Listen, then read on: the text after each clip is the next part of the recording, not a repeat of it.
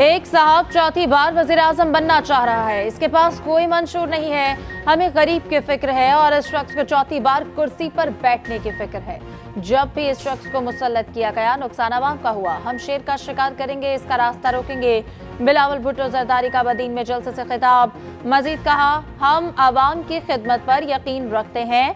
8 फरवरी को तीर पर ठप्पा लगाकर अवामी हुकूमत बनाएंगे। बिलावल भुट्टो का मुंतखब होकर हारी कार्ड देने का ऐलान।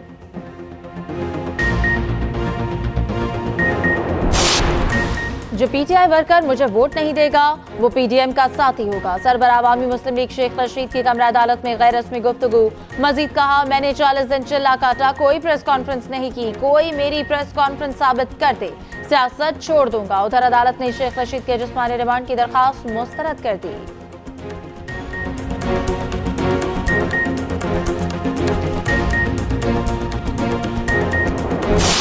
He's not jailed for his political opinions. He's jailed for his alleged role in committing riots and encouraging arsons and encouraging his followers towards the disruptions. So these sort of behaviors are dealt with law even in the settled democracies. In Pakistan, the people who have been involved in the riots are behind the bars.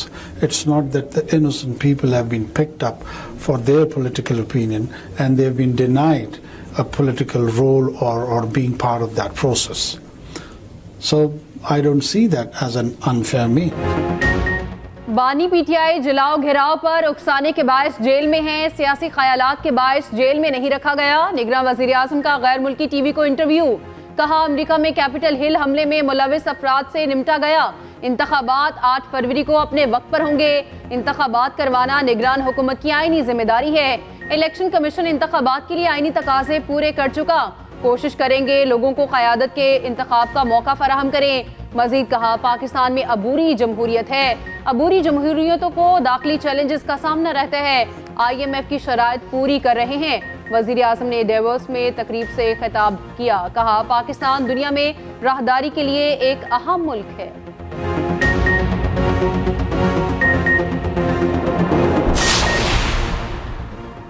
Badin में peoples party का power show. जयालों ने पंडाल सजा लिया। जलसा का कारकुनों से भर गया। पार्टी परचमों की बहार। बिलावल भुट्टो कुछ देर बाद जलसे से खिताब करेंगे।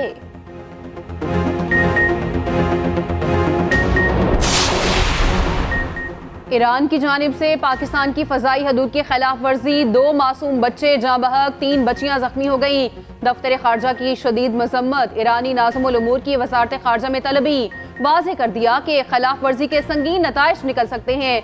नताइज की जिम्मेदारी पूरी तरह से ईरान पर आयद होगी। तर्जुमान दफ्तर खारजा का कहना है, पाकिस्तानी खुद मुख्तारी की खिलाफ वर्जी मुकम्मल तौर पर नाकाबिले कबूल है। मखसूस सियासी जमात के सोशल मीडिया अकाउंट से प्रोपेगेंडा किया जा रहा है। सियासी जमात मज़मूम अज़ाम की खातिर इंतशार फैलाने में मसरूफ है।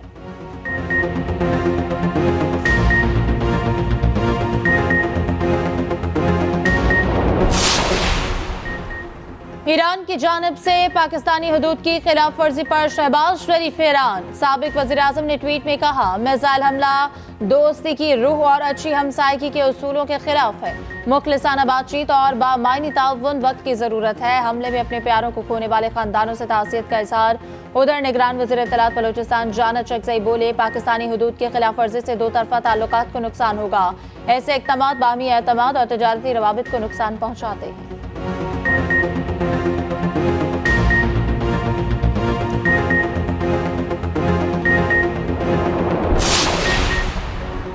आम इंतखाबात का काउंटडाउन। सियासी जमातों ने सरगर्मियां तेज कर दी। नून लीग की मरकजी क़यादत मैदान में उतरने को तैयार। नवाज शरीफ कल से इंतखाबी मुहिम शुरू करेंगे। पार्टी ज़राए के मुताबिक नवाज शरीफ कल हाफिजाबाद में इंतखाबी जलसे से खिताब करेंगे। मरियम नवाज भी नवाज शरीफ के साथ जलसे में शिरकत करेंगी। NA 67 से सायरा अफजल तारड़ के जलसे में शिरकत करेंगे। नवाज शरीफ दर्जन से जायद पावर शो से खिताब करेंगे।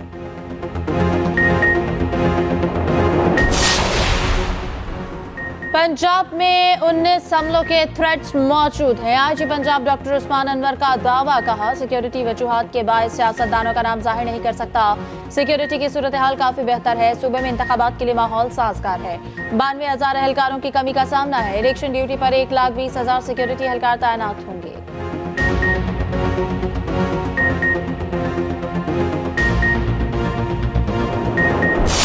एक लाडले से किस्मत की जान छूटी तो दूसरे लाडले के लिए जो है वो खुसूसी इंतजाम अगर किए जा रहे हैं, उनको खास रियायत है खुसूसी दूसरे लाडले को, जो कि पहले भी इस मुल्क की तबाही के ये लोग सबब बन चुके हैं।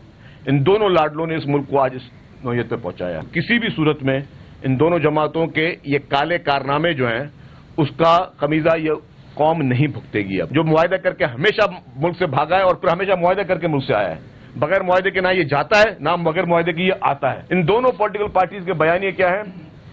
या तो इनको इक़्तिदार का बयानिया है या इनको इंतकाम का बयानिया। पुराने लाडले को फिर लॉन्च किया जा रहा है। एक लाडले से जान छूटी, दूसरे की सहूलतकारी शुरू हो गई। पीपी रहनुमा शर्जील मेमन की मीडिया से गुफ्तगू, कहा एक शख्स मुआहिदा करके भागा और मुआहिदे से ही वापस आया। नवाज शरीफ चोर दरवाजे से आने की कोशिश कर रहे हैं। लोगों में मुस्लिम लीग नून से नफरत नजर आ रही है।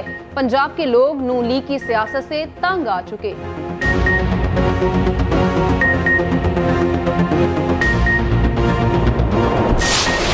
कौमी टीम का एक और फ्लॉप शो। न्यूजीलैंड ने शाहीन 11 को बेबस कर दिया। तीसरे T20 में 45 रन से शिकस्त। शाहीनों की मायूस कुन कारकर्दगी। नाकामी का सिलसिला तूल पकड़ने लगा। 225 रन के ताक़ुब में कौमी टीम 179 रन पर ढेर। कीवी बल्लेबाज फिन एलन ने पाकिस्तानी बॉलर्स पर लाठीचार्ज किया। 62 गेंदों पर 137 रन की तूफानी इनिंग्स, 16 छक्के और 5 चौके लगाए। कौमी बल्लेबाज तो चल मैं आया की पॉलिसी पर चलते रहे। बाबर आजम 58 रन बनाकर नुमाया रहे। मोहम्मद नवाज 28, रिजवान 24, साइम अयूब 10 रन बनाकर चलते बने। फखर जमान 19, आजम खान 10 और इफ्तिखार अहमद सिर्फ 1 रन बना सके।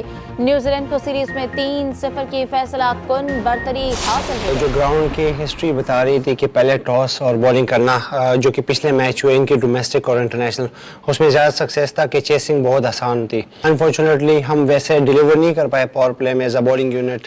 और ओवरऑल तीनों मैचों में अगर हम देखें तो बॉलिंग बहुत क्लैप्स कर रही है। बट आपने ज़रूर इस टीम को टाइम देना पड़ेगा अगर हमने बड़ी इवेंट का सोचना है। शाहीन शाह अफरीदी बतौर कप्तान पहली ही सीरीज में नाकाम। कहते हैं न्यूजीलैंड ने हमसे बेहतर खेल पेश किया। इस टीम में सलाहियत है। विनिंग कॉम्बिनेशन तैयार करने के लिए कुछ वक्त देना पड़ेगा।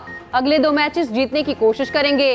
कप्तान ने आइंदा मैचेस में बेंच पर बैठे लड़कों को आजमाने का इंदिया दे दिया।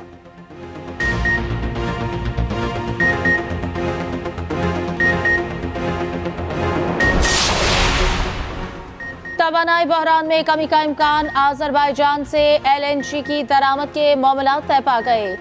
PSO और आजरबाईजान की कंपनी के दरमियान मुआहदा हो गया। कंपनी महीने में LNG का एक जहाज पाकिस्तान भेजेगी। पहला जहाज फरवरी 2024 में पाकिस्तान पहुंचेगा।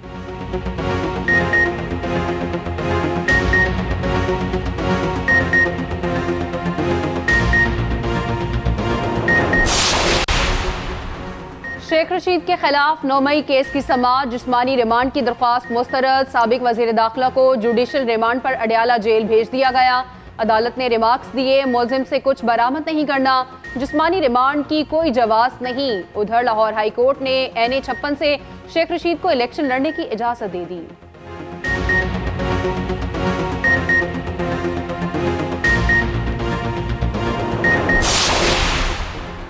पेशावर हाई कोर्ट में कामरान बंगश के इंतखाबी निशान की तब्दीली की दरख्वास्त पर समाअत। जस्टिस शकील अहमद ने आरओ से मुकालमा करते हुए रिमार्क्स दिए कि कामरान बंगश को वायलिन दिया, एक और कामरान नामी उम्मीदवार को गिटार दे दिया। ये अमेरिका नहीं पाकिस्तान है। यहाँ तो ज्यादातर वोटर्स तालीम याफ्ता नहीं है।